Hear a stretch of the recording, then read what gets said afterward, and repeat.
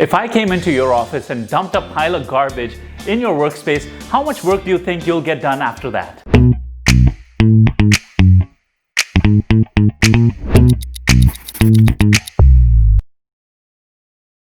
Welcome back to my channel, Business Owners. I'm Gulraj Shahpuri.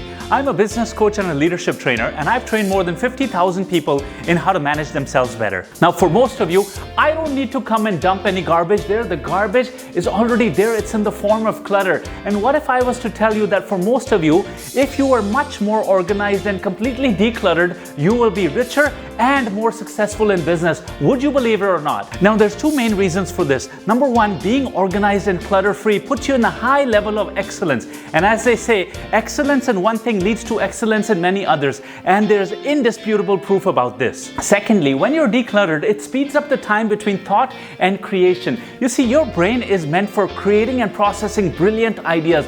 Don't waste its valuable space storing frivolous stuff that can otherwise be stored using just simple file systems or pen and paper or other tools like that. You see, it's just like computers. If you clog up your computer's memory and CPU power with stuff that should have been in the hard drive, you know what? It's going to choke on itself and it's going to come to a grinding halt. You can't chew with a mouth that's too full, and that's what you're doing to your brain if you clutter it with all sorts of stuff that shouldn't have been there. So let's put 2 minutes on the clock and let's go through my list of things you should declutter so you can imagine, nurture, and deliver billion-dollar ideas. Number one, you need to declutter your contacts. Your contacts should look so good. They should be so well organized in categories and in groups.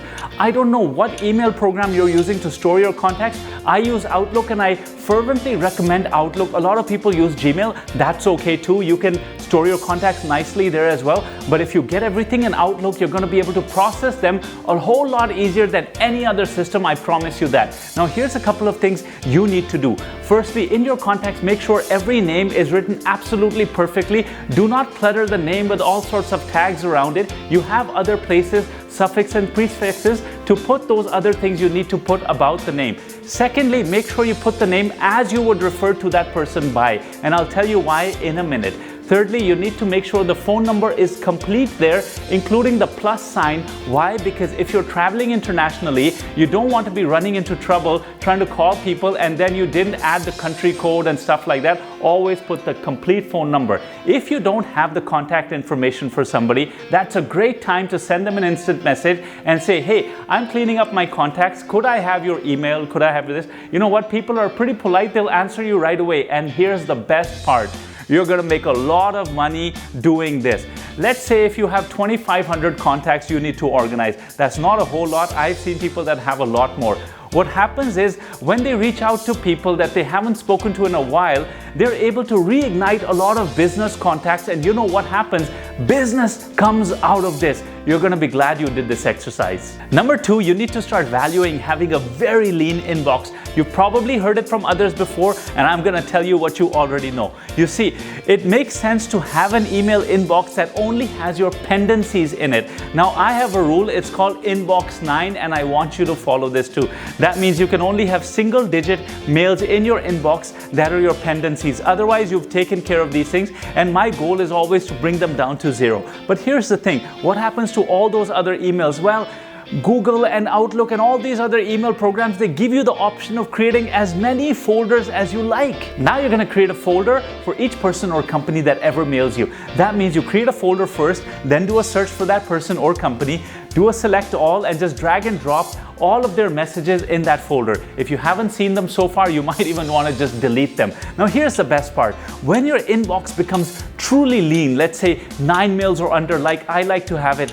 and I've read this from the best of the people, here's what happens. Your business goes up. I'll tell you why. Because first, this whole sorting exercise will open up a lot of business opportunities for you. You're gonna be mindful of a lot of stuff that you've been overlooking so far. Secondly, because your email inbox is always going to be lean and you're going to want to keep it that way, whenever somebody mails you, you're going to want to respond right away because you want to make it lean and you want to just get that off your plate. The best part is when a client sees you being so responsive, they're going to say, wow, this person's probably like this in business too, and they're going to want to do business with you. Number 3, declutter your instant messaging folder, whether it be WhatsApp or Asana or just your messages, your SMS messages on your phone. You want to have that also come down to 0 because that indicates pendencies. If you have something pending, that means you have many things in life pending. If you have this clean and looking like there's nothing in it, you know what?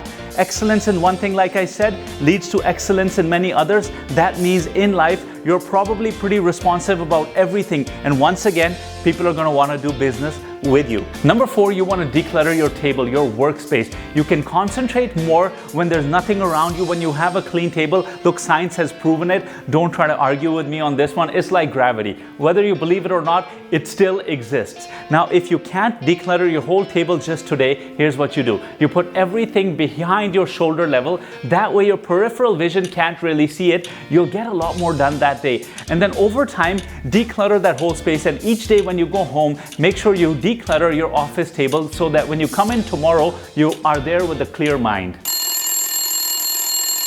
That's it. Time's up. Now, these first 4 I told you about, these are going to actually be money makers for you, but I'm going to give you a few more right now, and I need you to write this down. Actually, don't worry about it. They're going to be in the description below. Number 5, declutter your computer's desktop. Number 6, declutter your to-do list. Declutter your computer's filing system. That includes your hard drive, that includes your OneDrive, that includes your Google Drive. Number 8, declutter the pictures on your phone. Your phone is always vulnerable to being lost. You need to save these pictures in a better place and you need to organize them. Number 9, declutter your downloads folder. What is all that stuff doing there? Number 10, declutter all the drawers in your office and all the drawers at home. Number 11, declutter your house. It feels so good living in a house that has very little stuff. You know what? You're gonna feel like a Zen monk. Number 12, declutter your car. What's all that stuff doing in the dashboard? Number 13, declutter your wallet, your bag, or your purse. Number 14, declutter your whiteboards. Number 15, declutter your wardrobe. Steve Jobs had very few clothes in his wardrobe. You know why? Because he wanted to be as efficient as he could be. First time you're gonna do this, you're gonna say, whoa, that took a lot of time. But you'll notice your self-esteem has probably gone up tremendously. Why? Because you'll feel like a worthy person. You'll feel organized. And after that, these things will just be in maintenance mode. They'll hardly take any time. In the comment section below, please let me know which of these decluttering techniques turned out to be your favorite. And if there's something that you're actively decluttering, let other people know too. Maybe they'll get some ideas from this. Now here's what I want you to do. Go to the list in the description below. I've listed 15 things that I think you should declutter. Pick the ones you think are going to be most valuable to you. Remember, the first 4 are the money makers. You pick the ones you think you're going to declutter and go to them right away. And another thing you need to do is when you're decluttering, throw out everything you can and keep chanting in your mind, less is more, less is more, less is more. If you got value from today's video, take a second and click the like button. And if you haven't subscribed to our channel, make sure you subscribe to our channel. We'd love to have you part of our family. Your liking and subscribing goes a long way in telling YouTube's algorithm that other people are going to find these videos valuable as well.